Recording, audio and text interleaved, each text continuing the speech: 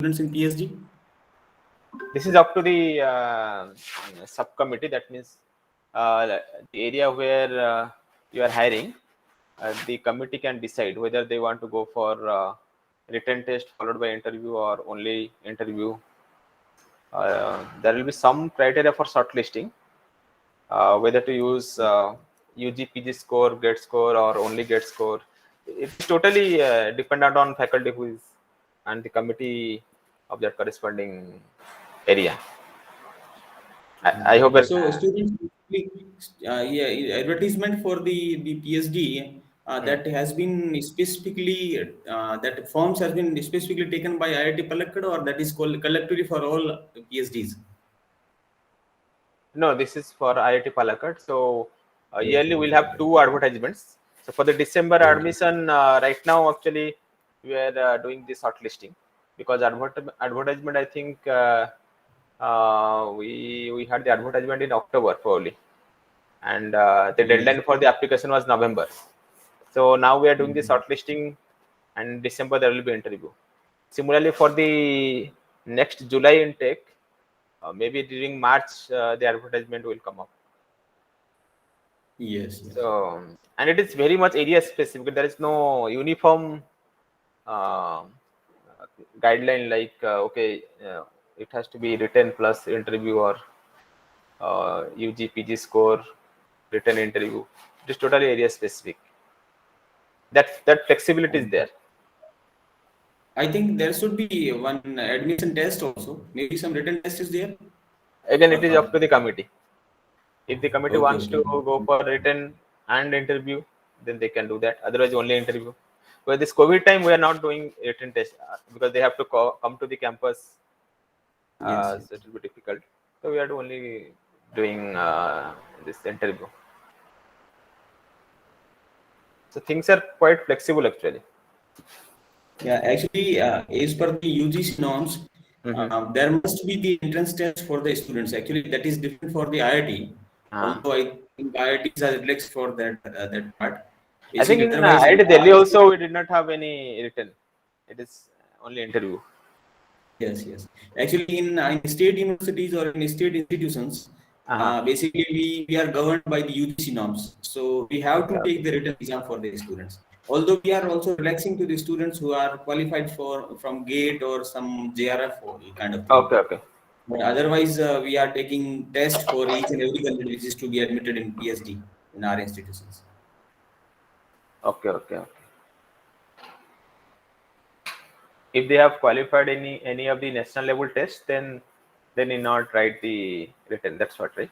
Now here in like in Rajasthan, we are having two universities in the technical field. Basically, Bikaner Technical University, that is itself in our institution, and Uh, another university is Rajasthan Technical University in Kota. So basically, both of the universities are conducting the test, their individual test. Actually, the BTU DAT, that is direct admission test kind of thing for the PhD, and then RTU, that is some different test.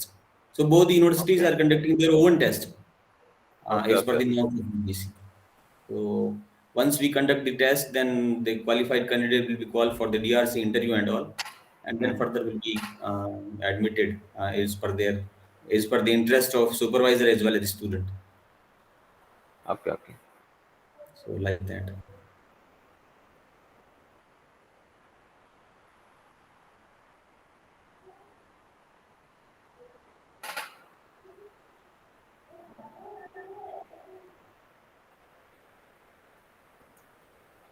So let me writing the message into the group so that the participants will know that expert has joined. Sure.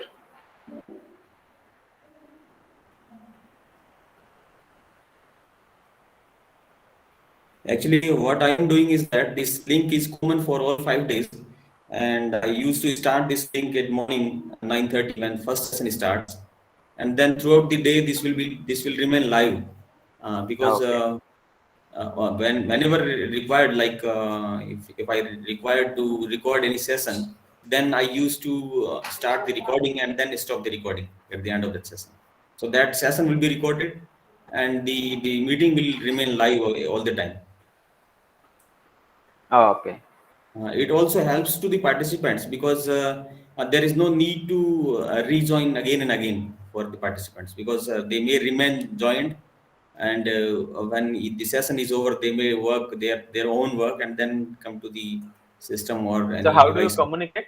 Is there any email group through There which is the people WhatsApp discuss? group. Actually, I have created the WhatsApp group link, and then I have sent through them that to the mail to all the participants, because whenever any participant registered through ATAL, so actually I have a separate login also, wherein all the registered participants detail of all the participants is there, including mail ID and phone number and all.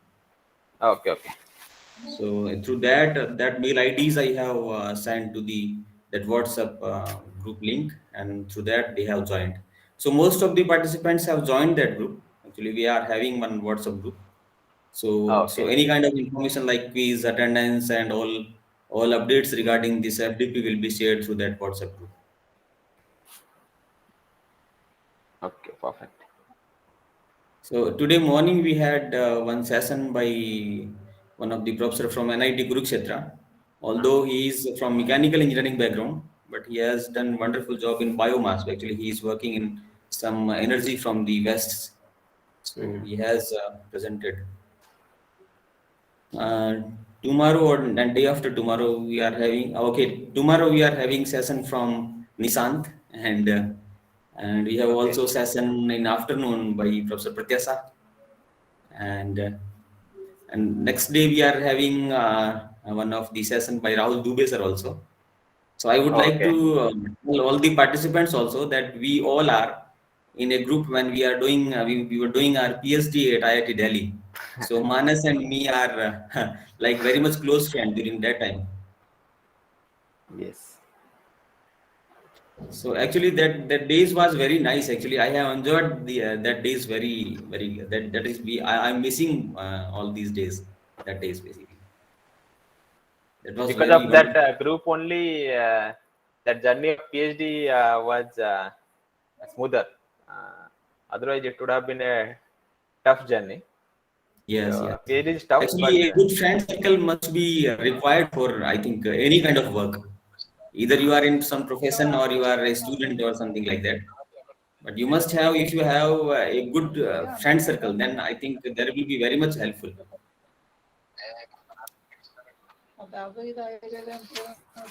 Yeah, I am also a alumnus of IIT Delhi, and Okay, okay, all right, sir. from May I know mechanical. you, sir? Yeah, I am from mechanical engineering department, and I did under Professor R.S. Agarwal and Dr. Sanjeev Jain, Professor Sanjeev Jain. I mean, way back in 2010. Okay, okay. So, Actually, me and Manas have passed out in 2018-19, basically. okay, okay, yeah. So Recently, we whatever you have are saying, our. it's very, very true. You know, everybody is, I mean, busy with their individual problems. So you need a group, Yes, and it yes, should not be it should be a heterogeneous group, and that actually complements a lot. You know, yes, yes. I was putting up in So Jwalamukhi also. Rajesh sir, are you placed somewhere? Where are you? You know, I'm a faculty. I'm a faculty at NIT Jalandhar. Okay, okay, and at Jalandhar. You have also interacted with the workers sir also that time, right? Yeah, yeah, yeah. So I mean, I did my PhD through QIP program. Yeah. Okay, okay. Me too also done, sir, my PhD from under this QIP scheme of AICT. O- Although Manas Okay. has very wide experience in research, because he has there first is MS. He has admitted as a student of MS, and then he has converted his in PhD. And Into before that, he MS has research. Okay. Okay. yes, yes, MS research, MSR in IIT Delhi. Okay. Okay. That's great. That's great. So I mean, the only good point, I mean, we were all the day we were busy, and then there was a tea shop, you know, near the Central Library. Yeah, yeah, yeah. Actually, So very there, much. that was the best point of time, you know, in the whole day, where we used to sit and talk at length about our different problems and all that. Yeah. Yes, So yes. so every PhD has its own story, you know. Yes, yes, exactly.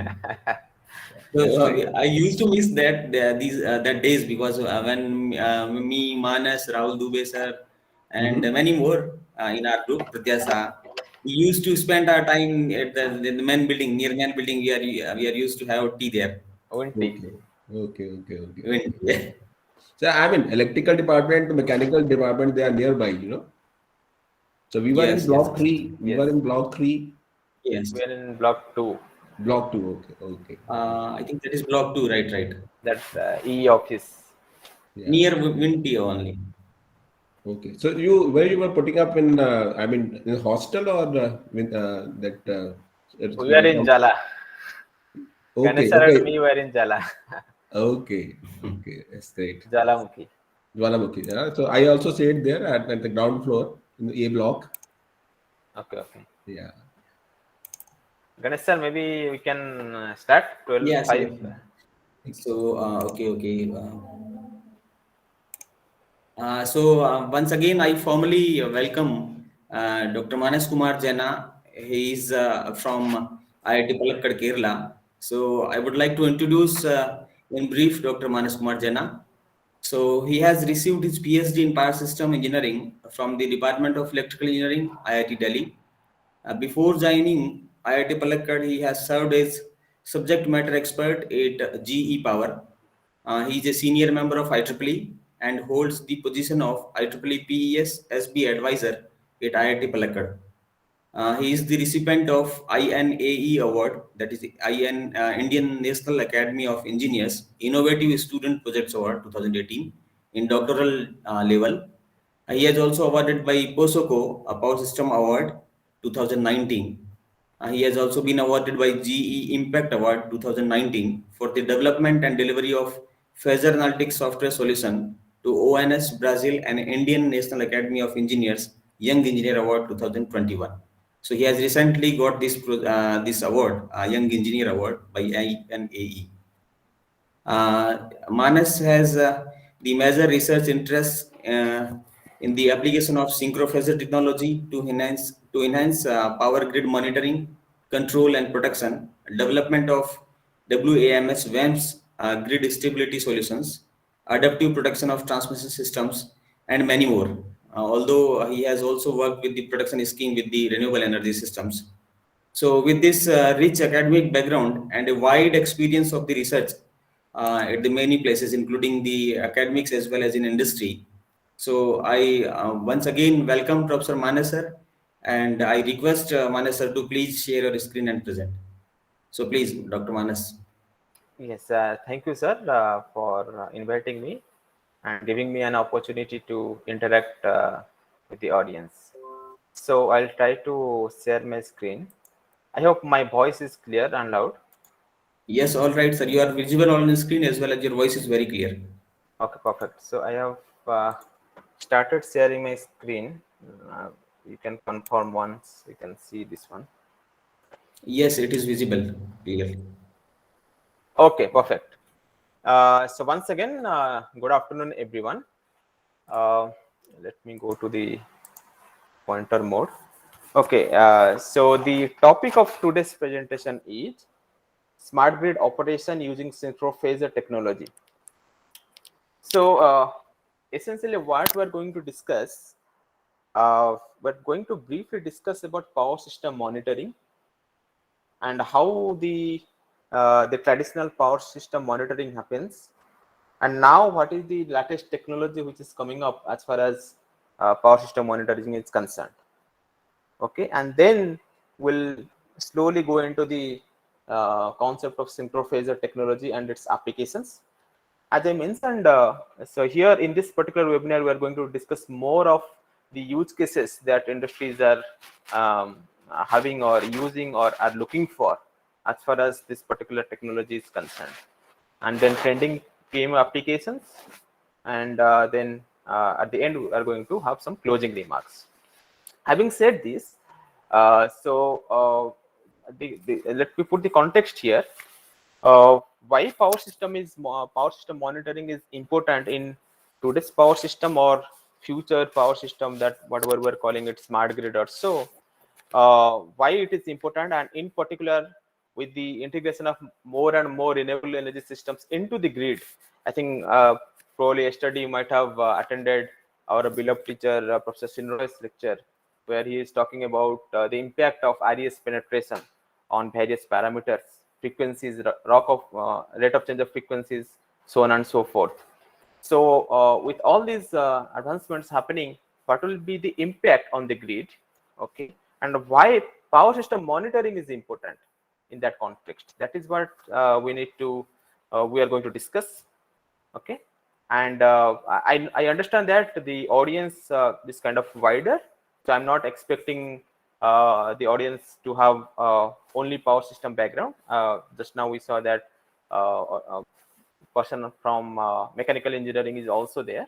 So I'll be trying to go in a way like from the very scratch, giving you some idea of power system monitoring, and then slowly we'll try to touch upon the synchrophasor technology and how it can help the future power system, where we are talking about more and more inverter based resources integrating into the grid. Okay, so this is how the flow is going to be. Okay, before I start the actual discussion, I have a couple of snapshots. So this is one of the snapshots related to one of the major events that has happened in our Indian power system. Can any of the participant recognize which event is this particular snapshot is reflecting?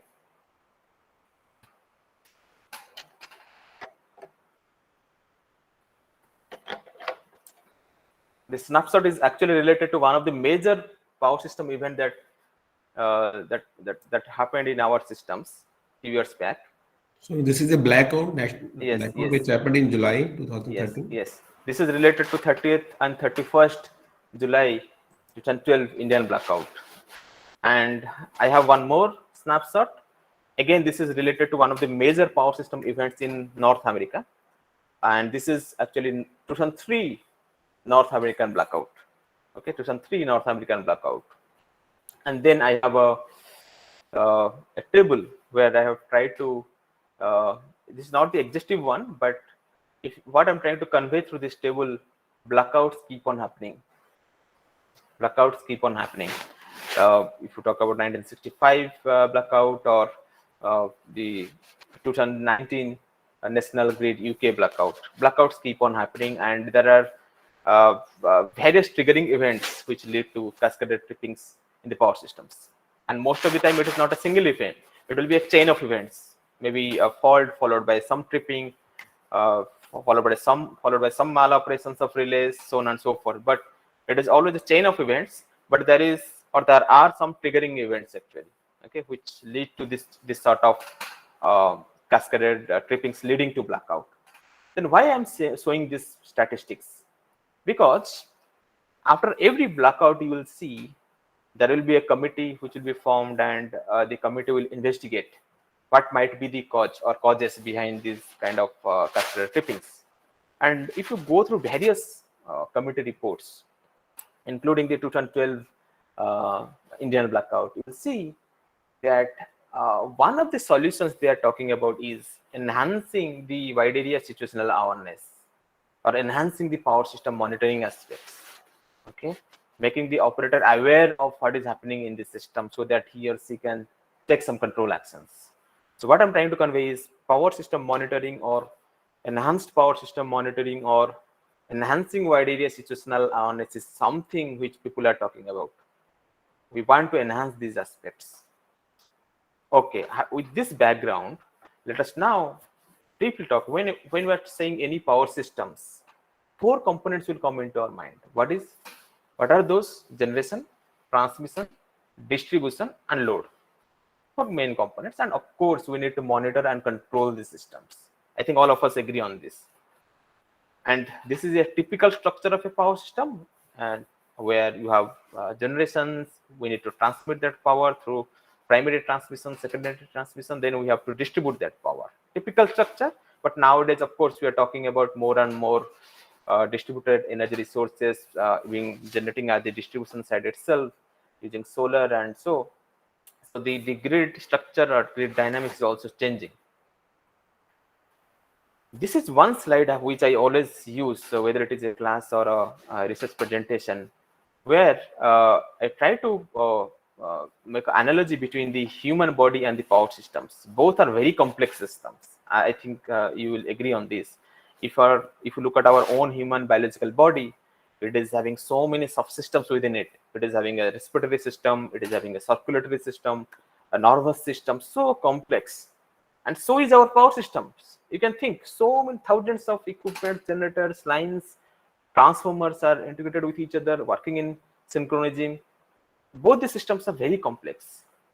Okay, and then if we talk about our biological system, we have something called heart, okay, which pumps blood, and through the main arteries, sub arteries, and capillaries, it makes sure that blood reaches each and every part of the body. Similarly, we have a generation, and through transmission, sub-transmission, and distribution, we make sure that the load centers are getting the power, because most of the time the generation and load centers are far away. Of course, now, as I said, now things are changing. We are also talking about generating at the distribution side itself. But traditionally, this is what the case is. That's how they are analogous. But then there is also another important component called brain. What we do using brain? It's the monitoring, it's the control. Okay. Similarly, in the power system, the brain is analogous to control rooms, load dispatch centers. In Indian power system context, we call it load dispatch centers. We have state load dispatch centers, we have regional load dispatch centers, we have national load dispatch centers, right?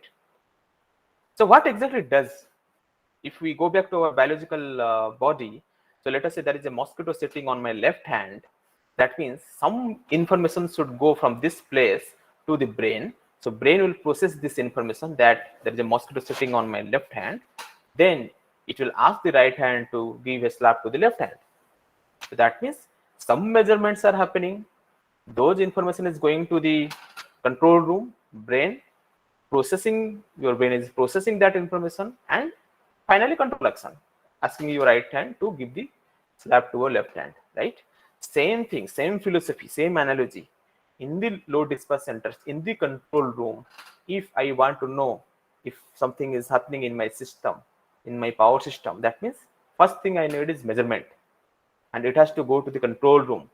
In the control room, either the operator process the information, or you have some tools, some applications which are there in the control room, which will help you process those measurements or information, and then either the control action can be automated or it can be initiated by the operator.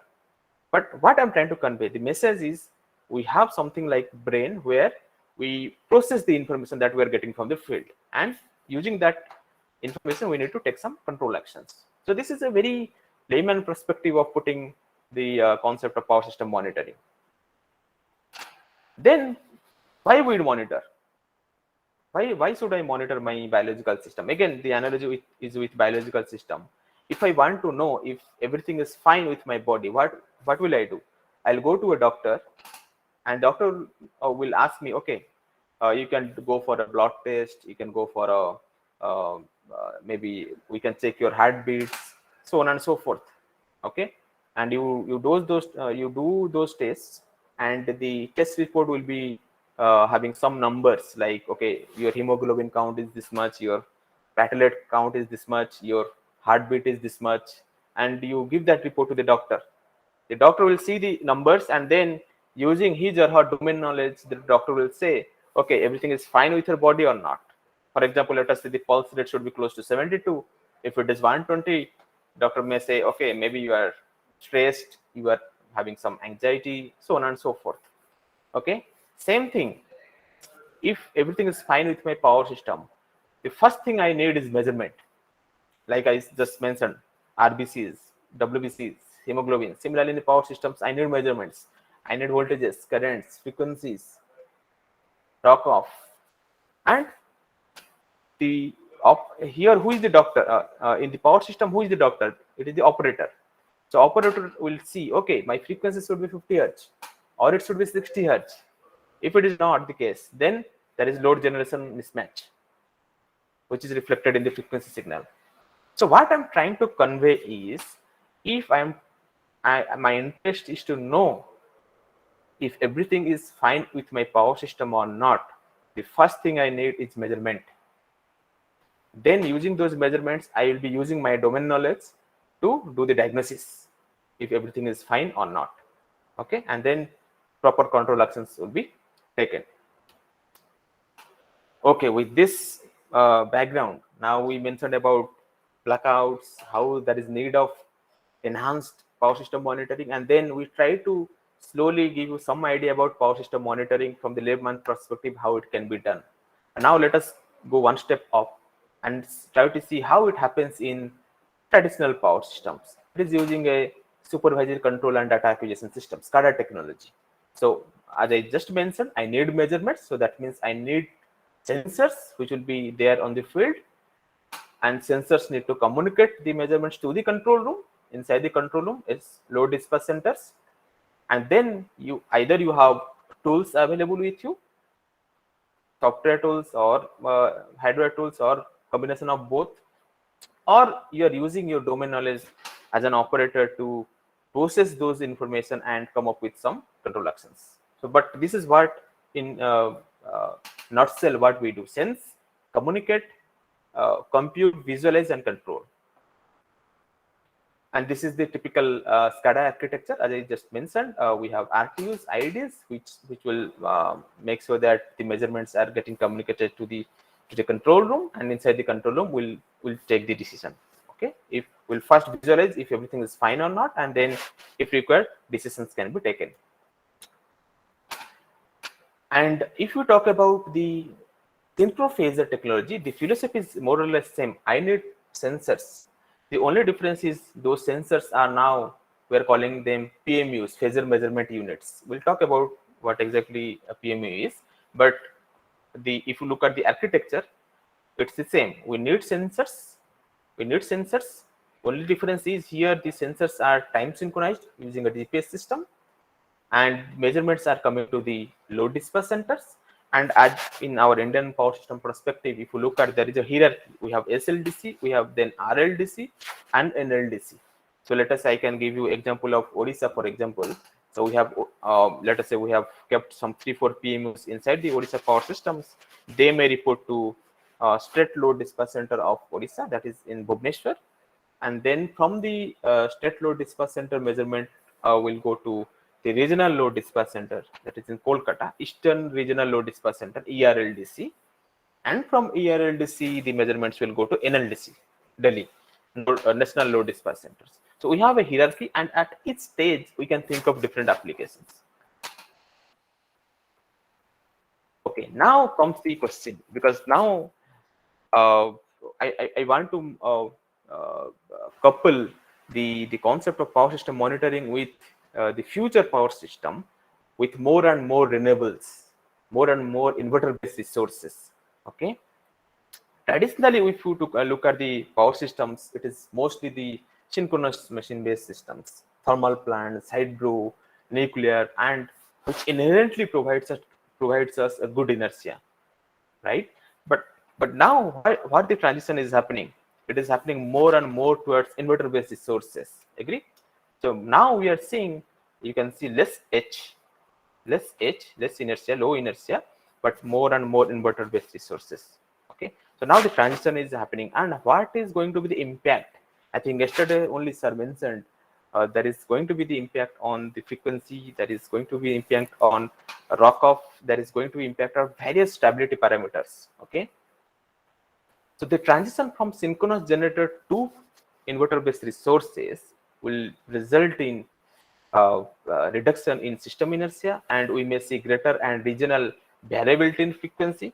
Okay, so that is why there is need for higher agility to monitor and manage the grid. I'm trying to couple the monitoring aspect with the future power systems. I hope you're able to see the need of it. And with this sort of system, as far as grid management is concerned, we need to be, be more proactive. Okay, instead of in a reactive. Right now, we are just reacting to the situation. What the industries are saying, it should shift from a reactive paradigm to a proactive paradigm. Okay, that is the need of the hour. That is what we should look for as far as future power system is concerned, right?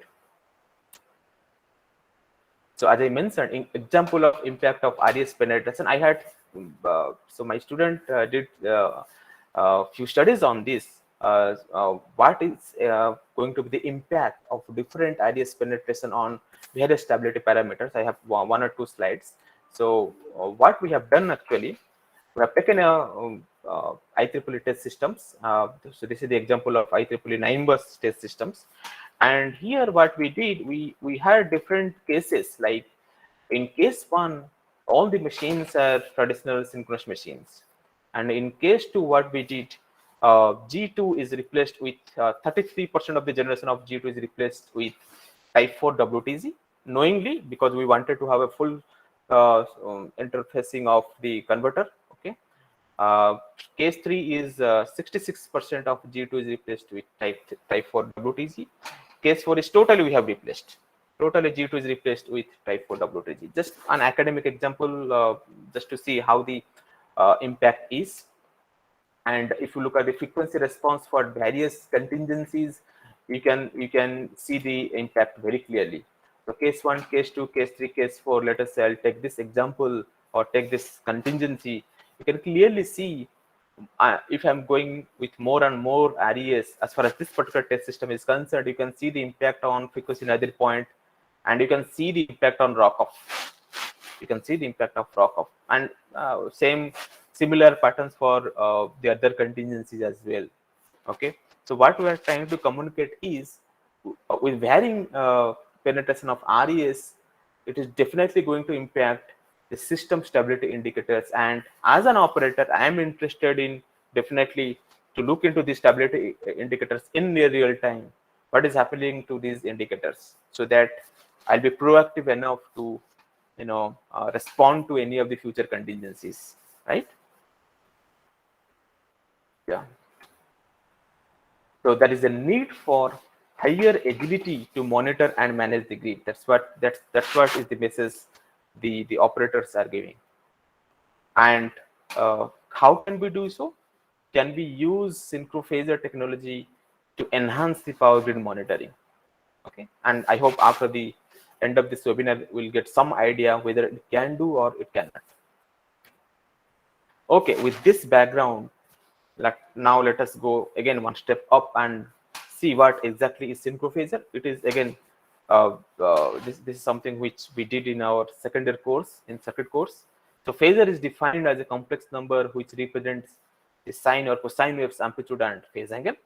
Okay, but as far as synchrophasor is concerned, the only difference is all these phasors are estimated with respect to a common reference.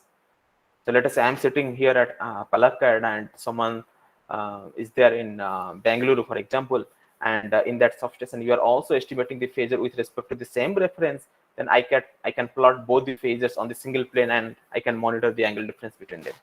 So that is the only difference, that everything is referred to a single reference, which the reference we get from the GPS signal. Okay, and again the concept is not new.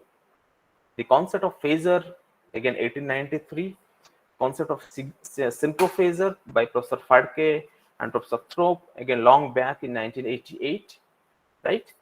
And the first commercially available PMU was there in 1990. Okay, as of 2019, these are some statistics. As of 2019, more than 2,500 PMUs are already deployed in US and Canada.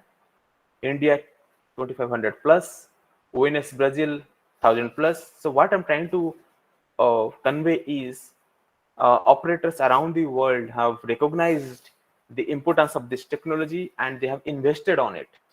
That's the message I want to convey. And now NORC also mandates the time synchronized sub-second data acquisition at critical substations and assets. So this is as per the PRC 002.2 standard. So guidelines are there. Operators are also now investing on this particular technology, right? So the thing is, once you have done the investment, how to utilize this one? Okay, you can think of yourself as an operator sitting in the control room, and you can imagine a situation where thousands of PMUs are reporting measurements to your control room screen. Then how will you respond to those measurements, right? So you need applications, you need solutions in the control room itself which can use those measurements, use those raw data, and convert it into actionable information so that operators will be able to use them, right? I just gave you the example of Palakkad and Bengaluru. That means now, if unit substations are wide apart at different locations, but because I am estimating the phasors with respect to a common reference, so I'll be able to plot them on a single plane and then see the angle difference between them.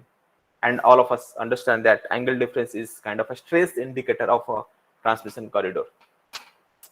So what exactly PMU gives us? As I said, PMU is just a sensor. You think of it as a sensor.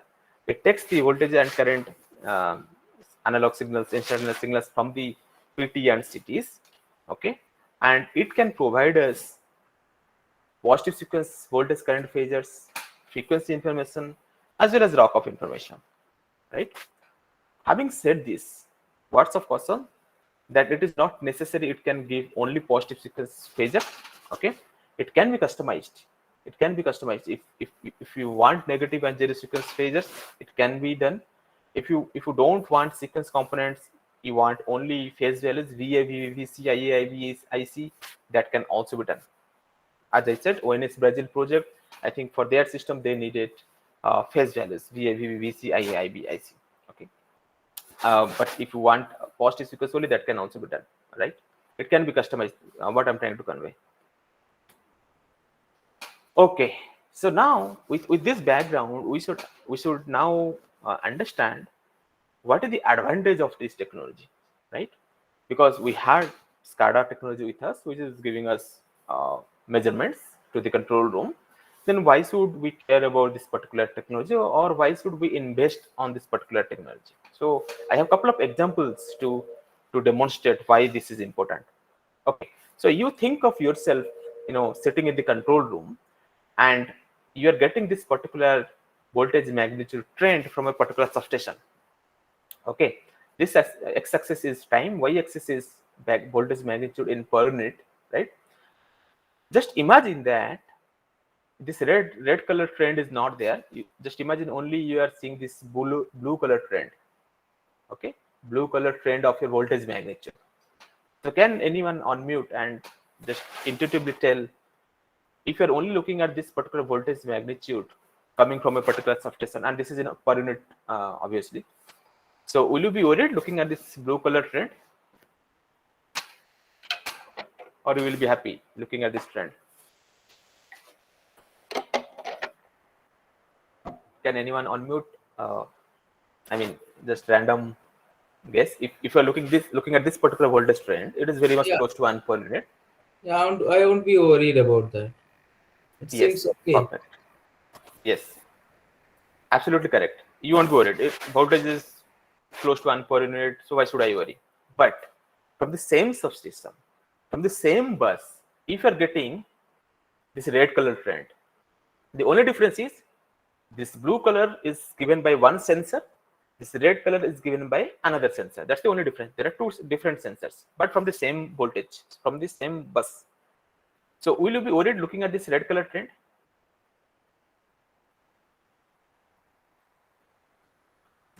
Yeah, a bit, because there is a oscillations that I can see. Yes. The magnitude, there is variations. Yes. Correct. So I'll do the same. So what is the difference then? Why from the same bus I'm getting a very smooth trend from a blue color sensor, but I'm getting a different trend from another sensor? The only difference is reporting rate. Okay, so you can see up to this point, both are overlapping. Both blue and red are overlapping. So you are, as an operator, you're very happy, no problem. Both are overlapping. But probably something happened here. And after that, suddenly this red color sensor is dancing. It's giving me oscillations. And why this red is able to give you these oscillations and why not the blue one? Because the reporting rate of this red color sensor is high.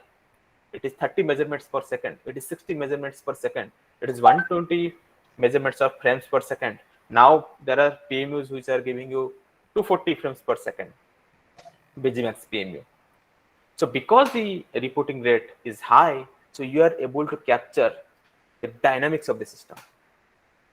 Okay. But in this SCADA, you are reporting, let us say, one measurement every 2 seconds.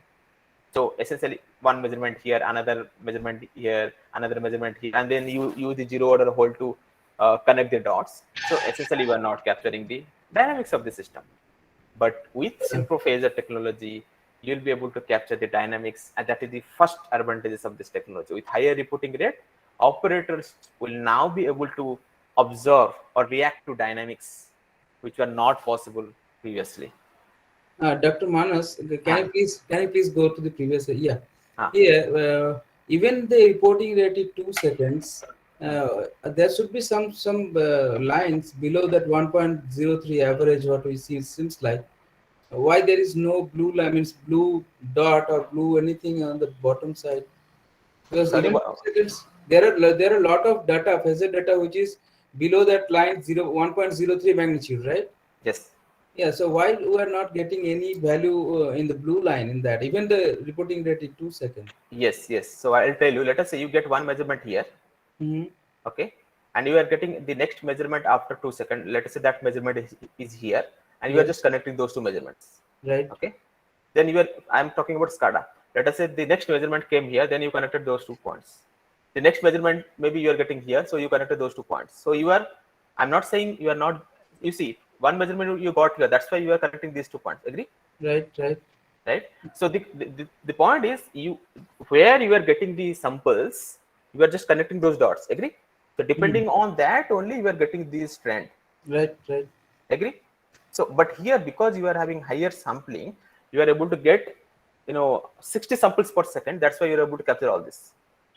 Okay. So you can imagine a situation, you got one point here, you got the next point is here, so you are just connecting it. So that means in between whatever points were there, you did not report them. Agree? Yes. Okay, please go on. Yeah. Okay. Yeah. With the similar philosophy or similar observation, one sample every 4 seconds. So essentially, you are not going to get any oscillations. Same observations. It is for a frequency trend. So you can see one sample you are getting here, let us say another here. So you just connected the dots. Maybe the next sample you are getting here. So you connect the dots, and you are essentially losing the oscillations or dynamics of the system. But if you are using a higher reporting rate, you will be able to capture those. Okay.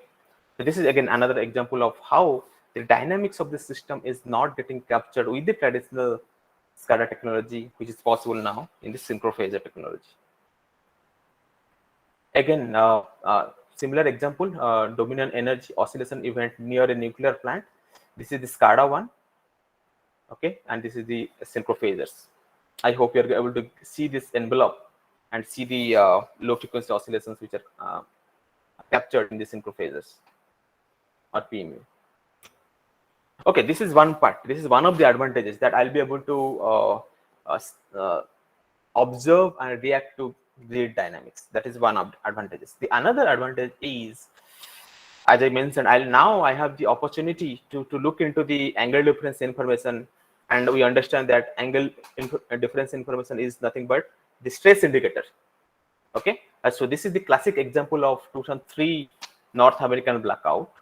Okay, and this axis you mark, this one is time axis, this one is the relative phase angle between two substations, Cleveland and West Michigan.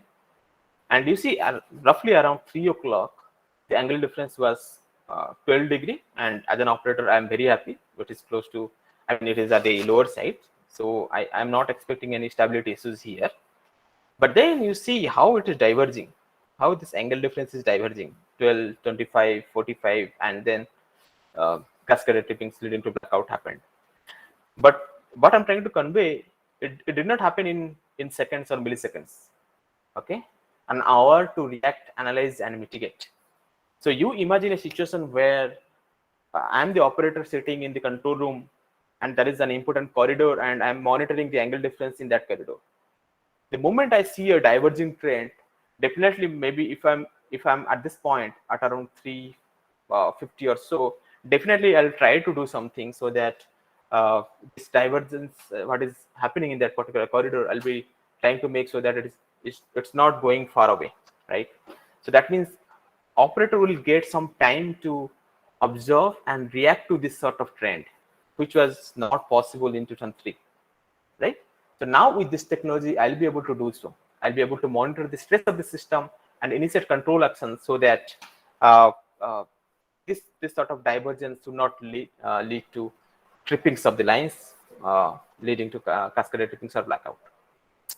So angle difference monitoring, divergent stress, diverging trend, stress indicator. Maybe the one question which might come to your mind, that Manas, you mentioned that in 2003, North American blackout, in those time you did not have the angle difference information, right? Then how did you get this plot? This might be one of the questions. Can anyone answer this? If this information was not there at that time, then how did I get this plot? I don't know whether this question came to your mind. If it did not come, but now you can think of.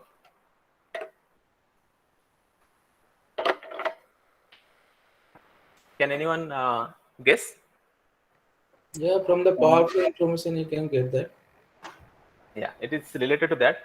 So what happens? I use this terminology again, the analogy. Events in power system is similar to crime in our day-to-day life. Crime. So after every crime, what happens? Some postmortem will happen, isn't it? To come up with postmortem report to see the sequence of events, right?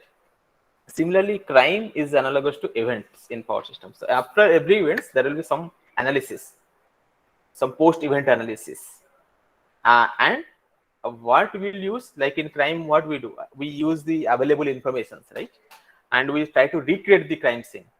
Similarly, even if we did not have synchro phase at that time, but we are having the DFR data, SCADA measurements, whatever is measurements which are available. Okay, so and then try to recreate this scene.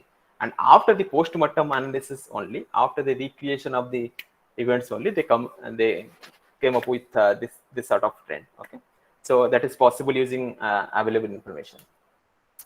Okay, as I said, so now with this sort of higher reporting rate, I'll be able to capture grid dynamics. And as I said, these events are analogous to crime, right? Crime in our day-to-day life. So each crime, I think you might have heard, each crime leave its own footprint.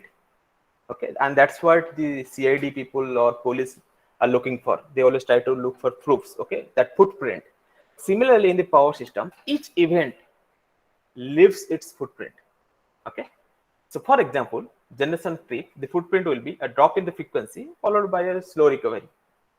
An islanding event will have a footprint like over generation and under generation region most of the time, not necessarily all the time. Most of the time you will expect a over generation and under generation. That means it will be reflected in the frequency signal. You have one frequency more than the nominal one, another frequency less than the nominal one. So if you are seeing two trends of frequencies, more or less you can guess intuitively, you can say it's islanded, the system is having islanding event, right? So, and here you can see oscillation event, right? So these signatures and their corresponding physics can be utilized in the control room to help the operator know what is happening in your system. There is a generation trip happening, there is a oscillation event happening, there is load trip, line tripping, anything. Okay, what we used to do as far as products are concerned, there is a tab. I will show you, of course, a couple of videos. There is a tab called system disturbance. Okay, so all these different types of events will come under system disturbance. So the operator will be informed that there is some system disturbance which has happened in your system. Okay, so that you can do something, or you at least will be aware of what is happening in your system. Okay, so with this background, what we can conclude, there is an evolution happening.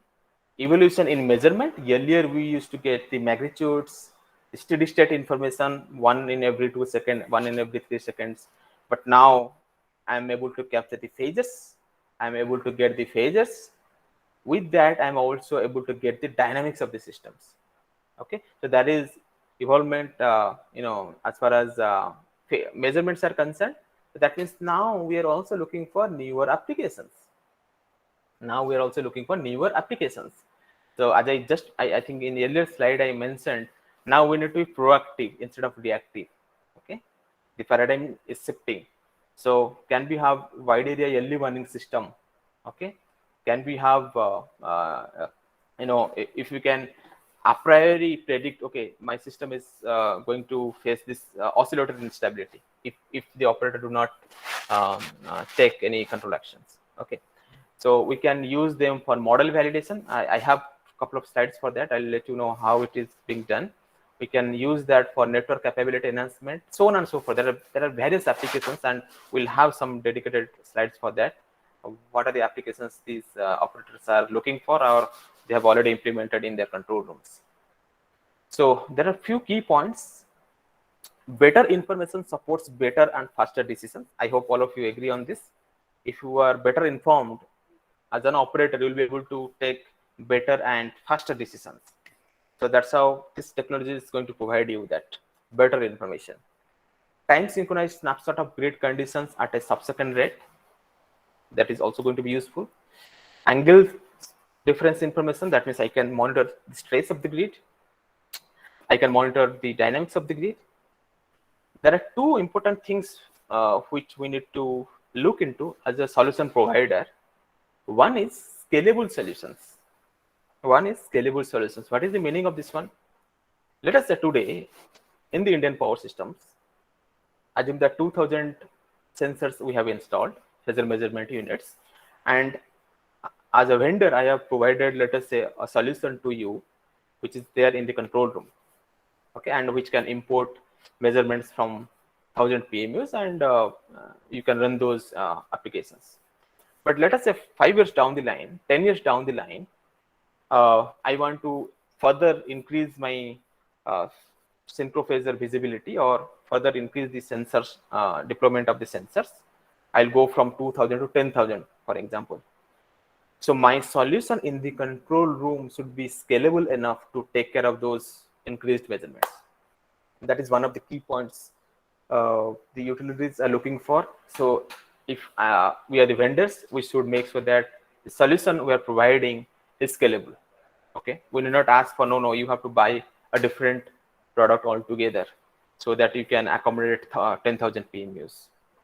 So is it scalable? That is one important point. And need for innovative applications that can extract value from the data. Okay, so see, human beings, our eyes are not good enough to see the digital numbers and interpret. You can think of sitting in the control room, and you can think of like 100 PMUs are giving you those digital numbers, 220, 219, 218, 220, only digital. I'm not telling about the analog trend that I showed you. If you think of only digital numbers coming from 1000 PMUs or 100 PMUs, you can intuitively say that it will be very difficult for you to interpret anything, right? That means you need applications. First thing is, we are better in visualizing the analogs, okay, or not visualizing, visualizing as well as interpreting the analogs. So that means you should have applications which can convert them into analogs and show you the trend. Okay, I gave you those example of two trends, how this red color trend is giving you enough information for oscillations, right? So we need applications which can use those raw data and convert those raw data into actionable information so that operators can use them. Otherwise, only installing sensors, what will you do, right? You also need applications in the control room, which is going to help you take better decisions. I hope I could convey this one. Again, analogy. So earlier we had X-ray. Now in the medical field, we are calling MRI. More detailed information we are getting, right? So same transition. SCADA, now it is synchrophasors. So more granular information we are getting so that you can take better decisions. Okay. With this, before I go to the applications, maybe if anyone is having any questions, I can take now. So otherwise, I can move to the applications.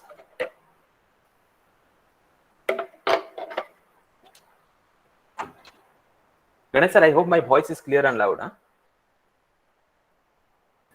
Yes, sir, you are audible clearly. Okay, if there are no questions, let us go to the applications, right? As I just mentioned, it is not only about putting sensors, it is also equally important to have applications in place. So there are two types of applications we can think of. One is for near real-time operation, and the other one is for planning studies, offline analysis. Okay, one is for near real-time operation and one is for planning studies. And under this near real-time operations, we have the first and foremost is enhancing wide area situational awareness, BASA, then event detections, oscillation detection, so on and so forth. And in planning, there are important applications: model validation and calibration, event analysis, operator training, frequency response analysis, so on and so forth. And again, I'm repeating myself, these are the applications which are relevant to the industries, and these are the applications which are there in the field in various control rooms. So we'll slowly discuss these applications one by one. Why did situational awareness? This is the, so people call it a low hanging fruit. Whenever we go for developing applications, we first look for what is the low hanging fruit. Let us first take care of those applications. Okay, and wide area situational awareness is one of them, right? So there are different vendors which provide this sort of solutions, which can be installed in the control room and use PMU measurements. EPG is one of the vendor. I was fortunate to be part of these WAMS team, and we did provide solutions to various customers like ISO-NE, ONS, as I mentioned, AEP, and ACL is also another competitor who also provides similar solutions. And there are other vendors which I did not mention here. Okay. So now in this, I have a video from the G Phasor Point software solution. So I'll be running this figure, this particular video. Okay. In this video, what we are going to see, you can imagine yourself sitting in the control room. You can think of this particular screen as your monitor. Okay. And you can see your the power system which you are monitoring, the places where you have kept the sensors or PMUs, and what exactly you are going to see in the control room. This is what we are going to see. Okay, let me.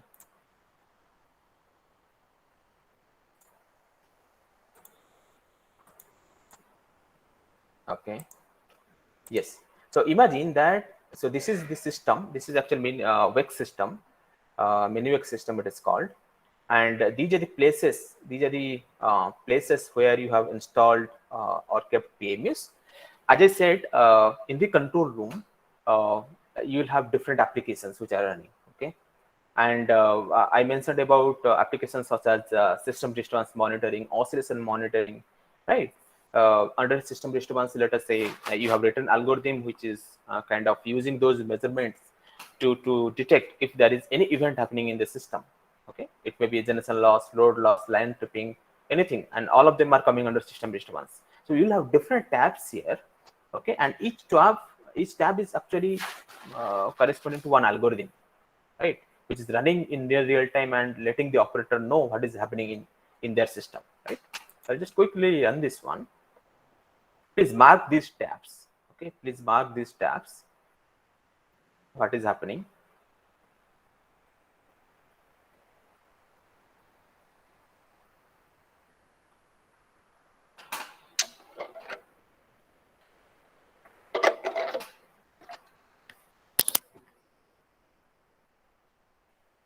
So you can think of yourself as the operator, and this is what you are seeing. You see something happened. You see.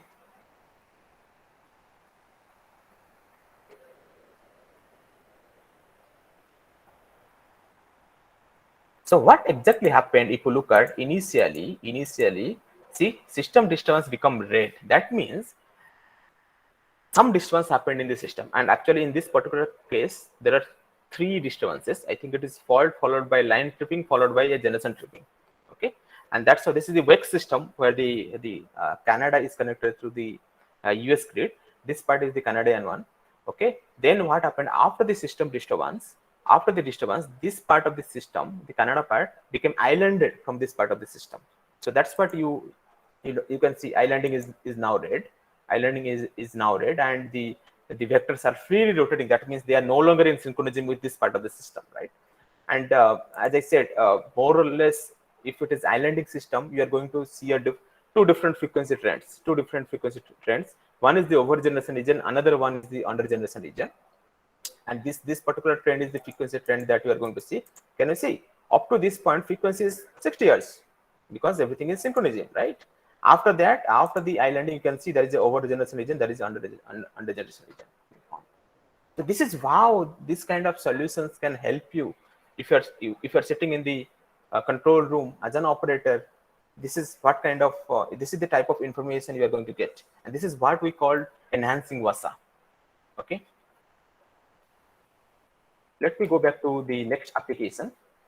As I mentioned, low-hanging fruits. So oscillation monitoring is also another low-hanging fruits. Okay, along with angle difference monitoring and this wide area situational awareness. How? Because now we mentioned that we are able to capture the dynamics of the system, and inherently our power system is very much analogous to a spring mass system, and we see natural oscillations in the systems, whether it is the local modes, it is the inter-area oscillations, so on and so forth. So natural oscillations are there, right? But usually these oscillations are well damped. Usually they are well damped. So as an operator, I'll be worried only when I see any of the oscillations getting poorly damped, right? So can I use measurements to monitor oscillations in near real time? And then if I'm seeing that any of the oscillations getting poorly damped, so that I'll be able to initiate some control actions to damp out that particular oscillation, right? So this is a typical academic example. You can take any test system, and in this particular test systems, I think loads are incremented by 5%, and the impact on a particular oscillation is absorbed. And it is observed that after a particular time and after a particular load change, that particular oscillatory mode became poorly damped. This is one academic example, just to show how the power transfer through a particular corridor can also affect the damping of a particular oscillatory mode in the system. Okay, and typically, as I said, the oscillations are well damped. So if it is like this, I'll be very happy. I'm not going to worry. But if it is like this, that means any of the oscillation is growing, then definitely I need to do something. So again, same application from G phasor point. Let me run this particular, sorry.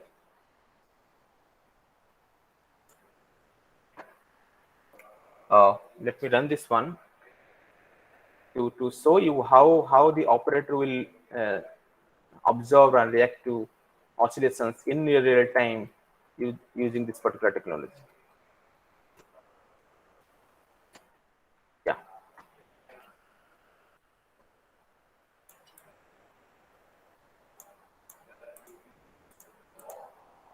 Yeah, so this is what you'll see again, the map of your system, the places where you have kept the sensors.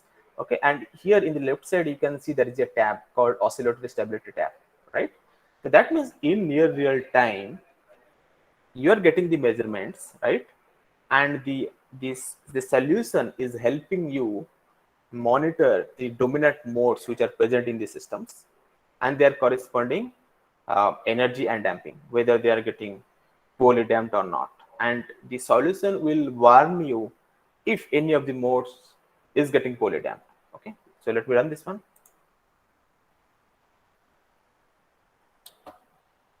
So something happened, something I think related to islanding, then some frequency events happened. Very low frequency tab is red now. And you can see in the left side, there is a particular 0.0279 Hertz oscillation, which is red. So what happens in near real time, there are three types of signals which are given to the operator. One is green. I think initially you saw everything is green, right? Everything is green. Everything is green. That means no problem in your system. Then the next signal is yellow. Yellow means alert. Okay, that means when you get the alert signal, you still have some time with you to do something, to initiate some control actions. And the extreme signal is red. That means alarm signal. Okay, so intentionally the alert signal is given. That means the operator can still do something so that you won't reach to that alarm stage. Okay, but anyway, if you have already reached the alarm stage, then also you should have solutions in place, control actions in place, so that you don't further aggravate the situation, right? So I'll just show you a typical example. Yeah, so you can see in this particular system, oscillatory stability tab is red. You click on that particular tab, and you see, once you click that tab, it is telling you, the application is telling you, these are the dominant modes available in your system, and there is a 0.8 hertz oscillation which is having a poor damping. So usually damping can be expressed either in terms of decay time or in terms of damping ratio. So in this term, it is in terms of time, that's why it is in seconds. More is the decay time, then worse is the mode. If you are talking in terms of ratio, then lesser is the damping ratio, more dangerous it is. Either way you can represent, no problem. Okay, so this solution will help you monitor this kind of oscillations in real time, and help you actually initiate some control actions so that you don't allow this sort of disturbance to further aggravate. Okay, so I think with this we may move on. And now that we are talking about integrating more and more inverter-based resources, okay, and with them also the grid dynamics is changing. So we may see inverter controls, creating oscillations or interacting with neighboring equipments, and with this technology we'll be able to capture the dynamics. Okay. However, having said this, what's of caution? This is related to the reporting rate. I hope you can relate the reporting rate to the oscillations frequency you can observe, right? Let us say I'm talking about inter-array oscillations. For that, even 10 FPS is good enough. Frames per second is good enough, because I'm looking at the frequency in the range of 0.1 to 1 hertz or so. But if you are looking at a frequency of oscillation, let us say more than, it is in the subsynchronous oscillation range, then you need to increase the reporting rate of your PMU further, right? So maybe as I mentioned, VGMax PMU is able to give you 240 frames per second. There also, I think using that reporting rate, you will be able to capture oscillations of higher order frequencies. But what I'm trying to convey is, depending on your application, what type of oscillation you want to observe, accordingly we need to select our reporting rate. So as far as real-time field applications are concerned, where we are now, we have solutions in place. I just showed you one of the solutions. There are, as I said, there are different vendors which are also providing solutions. Now operators are very reliably tracking the modes, oscillatory modes, their frequencies, damping, all those things. Okay, there is one area where there is still challenge which is existing, that is to differentiate between the natural oscillations and the forced oscillations. Now that we are talking more and more inverter based resources, we may expect more and more forced oscillations, and if the oscillation frequency lie in the similar range as that of the inter-area one or the natural one, how to distinguish? So that is still a challenge. People are working on it. Okay, in that particular video, I showed you that there are different tabs, there are different oscillatory mode information, and some are green, some are yellow, some are red, right? Some are saying everything is fine, some are saying you are in the alert state, some are saying you are in the alarm state. How do you decide that? Okay, once you monitor the oscillation, then how do you decide? So for that, this particular application called oscillation baselining is done. Oscillation baselining is done, and this is one of the offline study. I showed you two categories: online, offline. Okay, operation planning. This is something which you can do in the offline. So what exactly is done for a particular system? Let us say I want to do baselining study for Indian power systems. I'll be using the long-term history and data, which is there in my control room. Let us say I have been using synchrophasor technology since last 1 year. So that means in the historian, I'll have measurements coming from different PMUs, different types of signals will be there. Import those signals. Okay, so that is what is the first step, long-term oscillation review. Okay, after importing those signals, what we do, we look at various frequency of oscillations which are observed in the systems. That is, we analyze 6 months of data, 1 year of data, and we saw that okay, these are the 5 or 6 dominant modes that we have seen in the historian or in the historical data, and let us try to have a subband around it. Okay, that means let us say there is a frequency of oscillation around 0.2 hertz I am seeing. So let us have a subband around that. Okay, because essentially we don't put thresholds for a particular frequency of oscillation. Rather, the thresholds are put. Thresholds means thresholds for this alert and alarm. Okay, so these are put for subbands, right?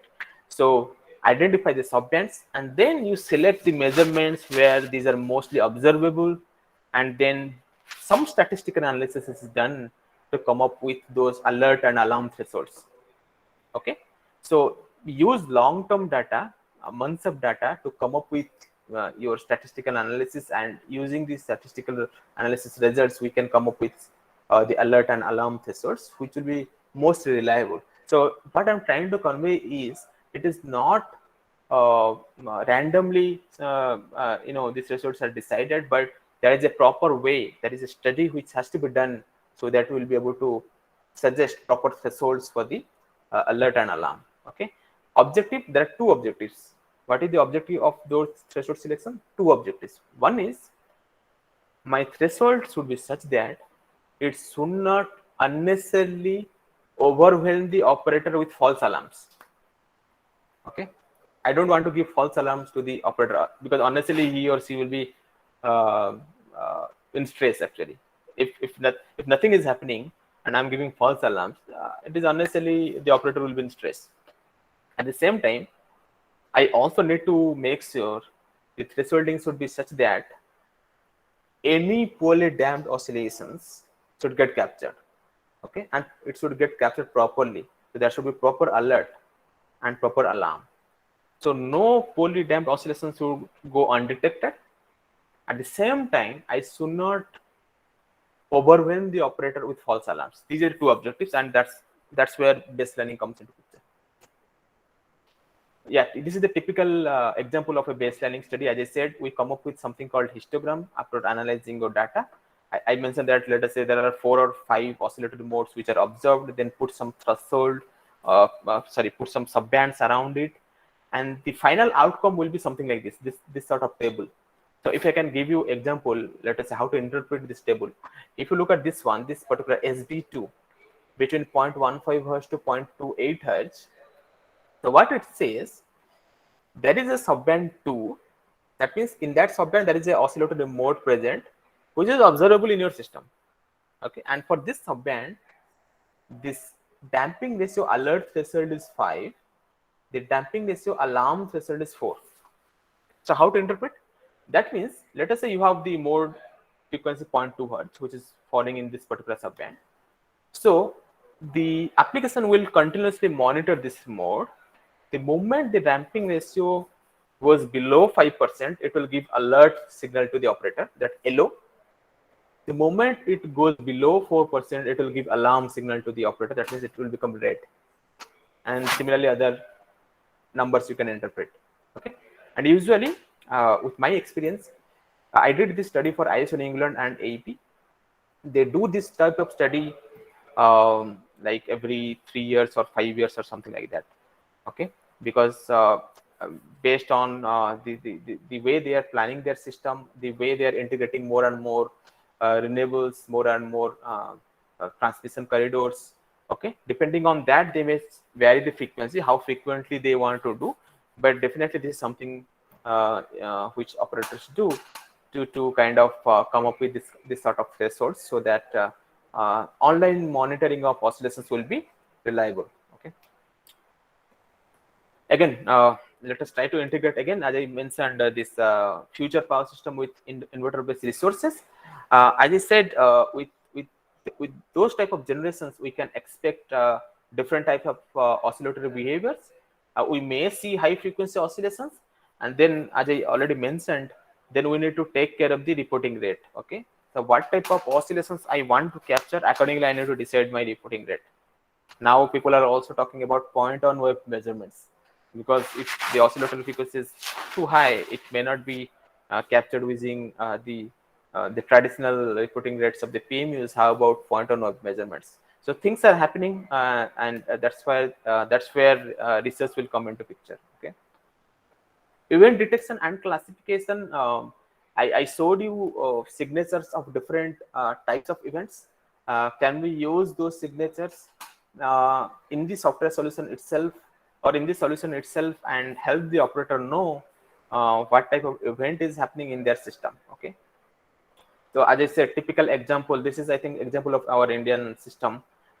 Typical islanding scenario will result in different this trend of frequency over generation and under generation. So can we use that to detect this type of event? Okay. So as I said, this solution is present in pressure analytics software solution of General Electric. Okay. Here at IIT Palakkad, we are also trying to come up with or develop similar solutions, and we have started this journey, and we are calling this product as Big Sync, Big Data Analytics for Synchro Phasers. This is the in-house product developed at IIT Palakkad, and here also we have event detection module. And I have one demo video which I'll be showing you at the end of this particular webinar. So here also we have integrated applications which can import PMU measurements and help the operator know if there is any event. If there is any event, that's the first thing, and then if there is, then what type of event. Okay, so till now we discussed about situational awareness, low-hanging fruit, oscillation monitoring can be done, and event analysis can be done. Baselining study I mentioned, offline study. Model validation and calibration is again one of the most important use cases. Most important. I think most of us are from academia, and we use system models, right? We model the systems, different test systems. Same goes true for the operators as well, right? Operators also have their models of their particular system, and most of the time they also use models or the response from the model to take control actions. Okay, so this is I think the 1996 wake blackout WSCC case, where this figure, if you look at, this is the actual measurement which came from the field, power measurement. Okay, and following an event, the actual measurements showed that the oscillation keep on growing. Okay, that means oscillation becoming poorly damped. But when they created the same thing in their simulation model, after this event, the model predicted a stable behavior. Okay, so that means we can think of as an operator, if I am relying on my model to take control action, and my model is saying no, but this contingency for this event, your system is going to be stable, then I'll be very happy. So I'll be relying on that information, right? But in case this is not the case, your whatever prediction the model did, if this is different from what actually happened in the system, then this is troublesome, right? So that's where this model validation and calibration comes into picture. So they did the analysis, as I said, post-event or post-mortem analysis, and they found that some of the model parameters required tuning, and after that tuning, they again recreated the scene or contingency, and then they could do that, or they could prove that model is now, the response from the model is now following the actual response coming from the system. Okay, so this is the objective of this particular application. The traditionally the way is, okay, you take the unit out. Let us say you want to validate the generator model or plant model. You take the unit or units out and do some testing to come up with your parameters, right? But that is costly, time consuming as well. And now that you have invested on this synchro phasor technology, and you have kept a phasor measurement unit at the terminal of the machine or terminal of your plant, can you use those measurements to validate your model?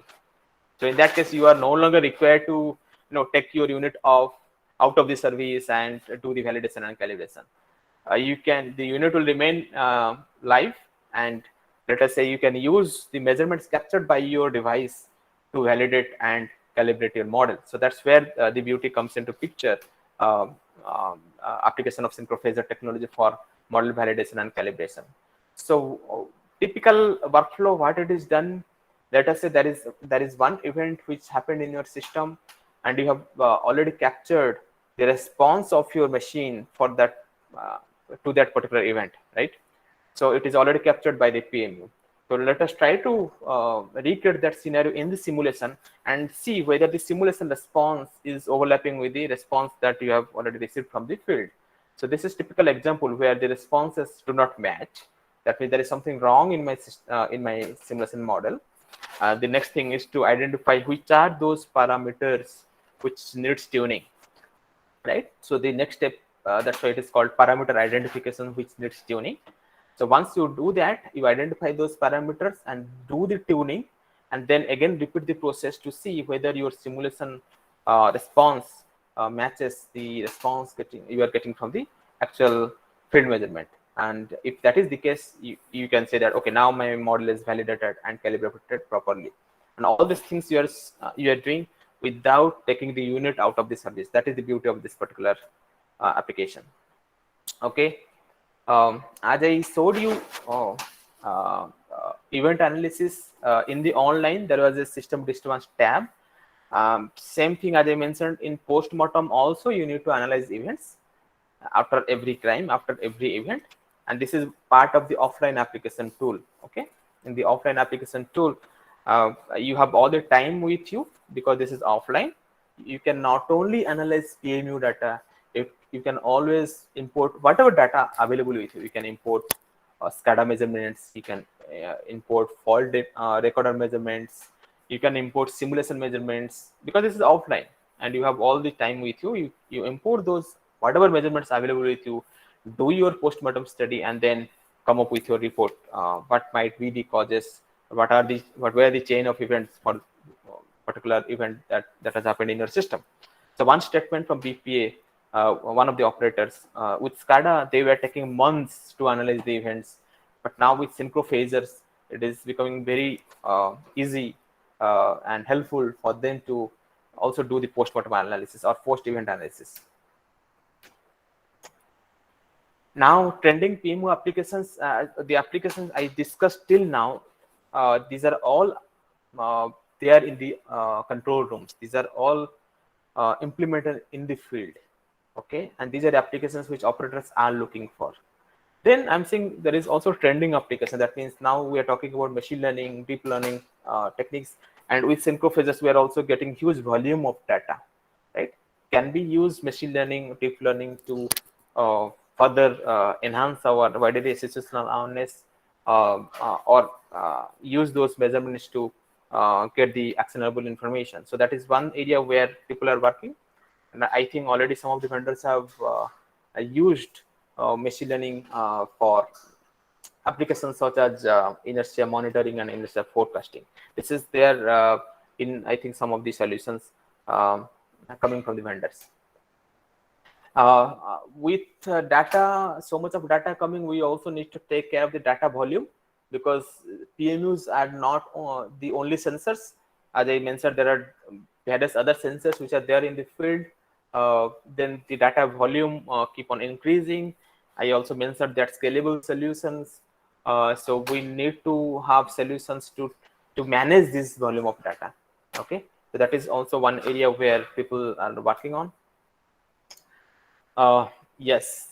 Now that we are talking about renewable energy penetration integration and then power system monitoring, and I think in the initial slide I showed you how with increase in penetration level, the impact on frequency response and rock off, it is changing, right? And thus it makes sense to monitor system inertia. And now also there are solutions which are working on forecasting system inertia, right? So there is a beautiful white paper from FDP. If someone is interested, you can look into that particular paper. But there is growing interest and need for monitoring system inertia now. Okay, all these applications which I have been discussing, I hope I'm not overwhelming all of you with these different types of applications. But these are important applications, so I am discussing. Now I'm changing my gear from traditional applications to protection applications. So this is something because I know protection, when the moment you say power system protection and also using worms, it is people will definitely raise some questions because it is communication is involved, and then questions on dependability and security aspects of the relay will come into picture. But this is one of the applications that that is there in literature, at least. Okay, we have also investigated on this. How about adaptively shift the dependability and security aspect of your protection relay? Again, I will take you back to the 2012 blackout, and if some of you have read the blackout report, it does says that the Bina Gwalior 400 kV zone 3 relay did maloperate because of load encroachment. In fact, Sir was also discussing about load encroachment in yesterday's webinar.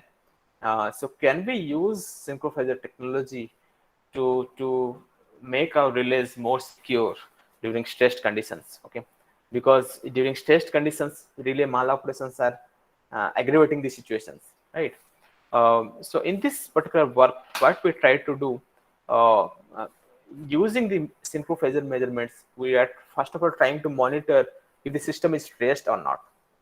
If the system is not stressed, okay, we should not touch the existing relaying philosophy, because protection people are always biased towards dependability. No faults should go undetected.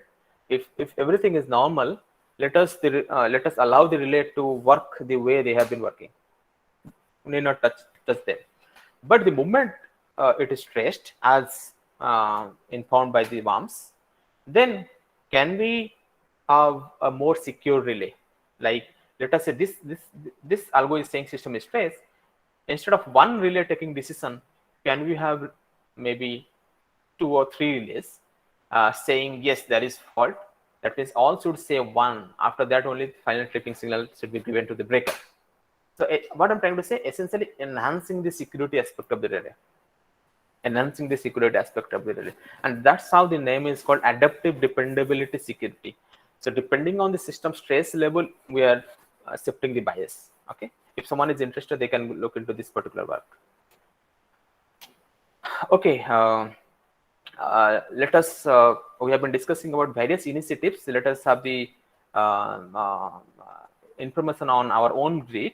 So all 400 kV and above substations in the state and central grids, that is the mandate, will have the sensors or PMUs, generic stations at 220 kV level or above.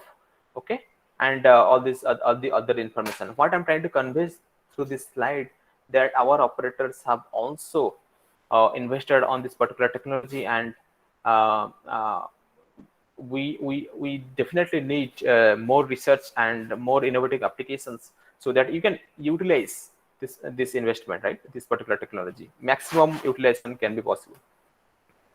As I in the initial slide, I did mention about different hierarchy, like sensors reporting to SLDC, SLDC reporting to RLDC, RLDC reporting to NLDC, and at each level we can think of different applications depending on the requirement. Few headlines. This is I have taken after the 2019. No, this is not 2019. I think this is in 2018. GE commissioned the first phase of world's largest grid security solutions for India's northern grid. Similarly, this is after the 2019. Yeah, 21st August 2019. After the 2019 UK blackout, they said that National Grid says new style stability software will avoid blackouts. Why I'm showing all this? What I'm trying to convey is operators are looking for worms-based solutions. This is the message I want to convey. And coming to the in-house solutions, I mentioned about this particular project, Big Data Analytics for Synchrophasers. Again, the objective is to come up with state-of-art solutions which the other vendors are providing, and try to see if we can help our operator use these solutions and help them for enhanced power system monitoring, or maybe enhanced operation and planning of the system. Okay, and I have a quick demo for you. So this is one of the demonstration of BigSync let me event analysis module. So this is how the UI looks like. User will be able to import the data. You can see the data trending part. You can see there is a tab for event detection, station monitoring, angle difference monitoring. Now also we have another application called transit stability predictor. Okay, as I said, the need of the hour is to be proactive.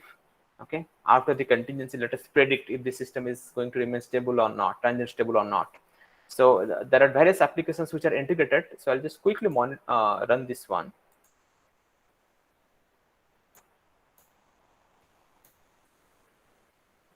So you can see user will be able to import various data. So in this case, one of the ISO New England test case will be imported for analysis. So you can go to trending module. You can see there are various substations. So this particular operator, they have PMUs at different locations. So as an user, you can select what type of data we want to analyze, whether you want to analyze all the measurements from all the substations, what type of measurements, because from each substation you are getting different types of measurements, frequencies, voltage. Okay, depending on whatever you can see F, BM, VA, voltage magnitude, voltage angle. Okay, so you click on whatever signal you want to analyze.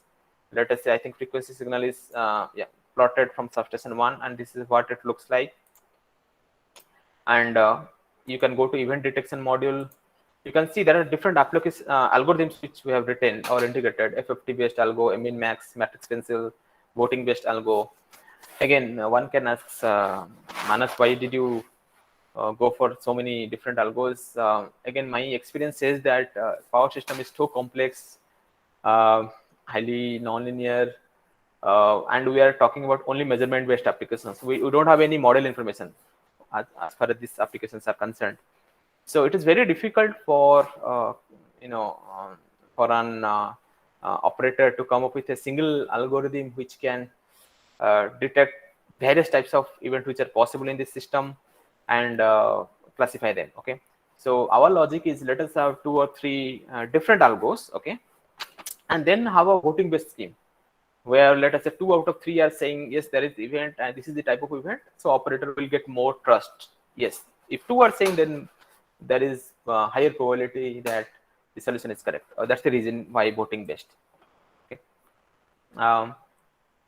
So let us say you click on voting based scheme. I'll just quickly go through this one. It takes time because I'm running this on my local laptop, so it takes time. It doesn't matter because this is offline application, right? And yeah, at the end, you can see this red, blue, black color signals. So that means as these instances, all the 3 are saying you have event, but towards the end also you can see there is an instant or timestamp when only red is saying, only matrix pencil is saying there is an event, not the other 2. So that's exactly what I was trying to convey. It is very difficult to come up with a single algo which will be able to detect and classify all the types of events that are possible in a power system. So it is too complex actually, but this is my personal observation. It is not necessary. Okay, yeah. Let me, yeah. Okay, I think I'm almost done. So the webinar will be incomplete if I don't acknowledge the contributions of my students. So this application that I demonstrated, this was developed by Vikas, who was doing BTech project actually with me. Nitin did integrate the transient stability predictor, and the BigSync UI was developed by Surendra. And the interesting thing is all 3 are BTech students actually. The first few work related to impact of RES that I showed, that was done by Gayatri. and Surup and Priyavata are also working on machine learning and control applications using this particular technology. Okay, so closing remarks before I conclude. So we are seeing rapid growth of synchrophasor technology and PMO measurements at the control centers. I have already given you the statistics, how it is growing. That's why I mentioned we need scalable solutions. We need to monitor grid dynamic behavior in real time in a manner that has never been done before. I showed you videos how it should be done. Grid protection in the future, develop protective control scheme that dynamically adapt to current power system conditions to preserve the integrity of the grid as an entity. So in the future, we are looking for solutions where if some of you are working in protection, we set some thresholds, right? Even in the baselining case, I mentioned that we set some thresholds. But the way the grid is evolving and with all these areas getting penetrated, I think in the future we need to have protection philosophies which thresholds can also adapt to the operating conditions of the power systems, right? And I showed you the rock-off, how the rock-off will be with various penetration of RES, and we have rock-off relays, we have under frequency load shedding relays, right? So we have fixed thresholds that may be a reliable one for all synchronous case, but that may not be a reliable one for, let us say, 60% penetration from synchronous and 40% from RES, right? So can we come up with protection philosophy which can adaptively change its settings depending on the system condition? I think that is something which needs lots of research. Then we are talking about first subsecond level measurements. How about tightly couple the first subsecond level measurement with first subsecond level controls facts devices? Okay, can we have a marriage between both of them? Because both are giving us some advantages. Can we couple them together and look for innovative applications, especially for control? And final point, grid control, this transition, if you look at, now we are thinking globally with all these measurements coming up. I gave you a similar application in protection. I mentioned monitor the stress and then act locally in the protective relay, right? So this is the type of solutions we can think of. Think globally, but act locally. Okay, that's where I think we'll be able to channelize our time and energy and look for innovative solutions. Okay, and these are various references. Most of the materials I have taken from NASPI and EPRI slides, PGM, okay, and all these references you can look for. I think NASPI is good enough for you to refer to. Okay. Okay, so Ganesh sir, I am done. So maybe we can open the floor for questions. Huh? Yes, sir. Thank you, Manas sir. Thank you very much. So now I invite participants, if they have any query, they can directly ask to Manas sir. Or even if you want to write something in the chat box, they can even also raise their queries through chat box.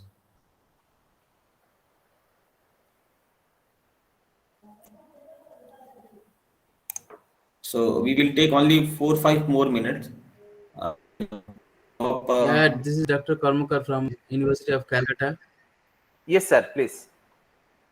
Yeah, I don't have any question actually. Whatever the things you have elaborated is pretty fine. It's explaining all the aspects of various controls and then stability aspect, the application of PMUs. That is going actually the current hot topic. You can consider the big data analysis is also there in the picture.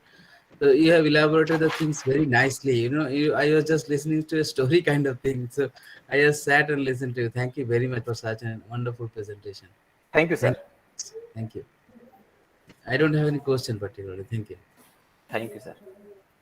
Yeah, that is exactly the feedback kind of thing. Okay, all right. So Manas, actually you deserve like this one. Thank you. So I think there is no more queries. So I think we should end this session. So Okay, once again, if thank you anyone very much, having Manas. Yeah, I mean, Yeah, yeah, I'm sir. typing my email.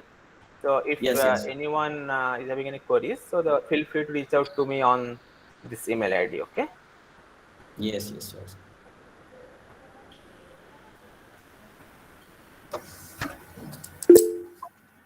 So any participants, if you have any query, you can even directly write to Manas sir. He has written his mail ID in the chat box also. Yeah, thank you, Dr. Manas, for a wonderful talk. Actually, I'm so much overwhelmed because I couldn't understand much, but I could appreciate the efforts which you are doing to, toward the grid dynamics. That is what I can say. Yeah, Thank you, sir. thank you, and we'll be in contact. I mean, Sure, sir. Sure. thank you so much. Thank you.